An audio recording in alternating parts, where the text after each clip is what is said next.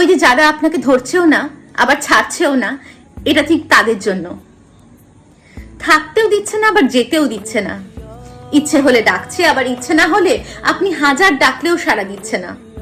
নিজের ইচ্ছে হলে কথা বলছে, না হলে অচেনার মতো ব্যবহার করছে।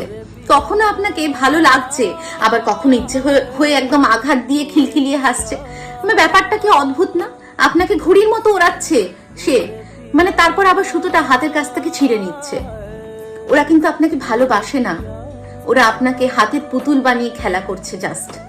ওই মিথ্যের মায়াজাল থেকে যত তাড়াতাড়ি কেটে বেরিয়ে আসবেন ততই আপনার জন্য মঙ্গল।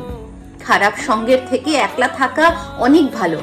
মিথ্যে মায়া জড়িয়ে থাকার থেকে সেই সম্পর্ককে বিদায় জানানো ঢের ভালো। একটা ভুল মানুষের সাথে 4টে হাসি খুশি ছবি তোলা, তার থেকে একলা টেবিলে বসে নিজেকে নিয়ে উদযাপন করা ঢের ভালো। কি বুঝলেন?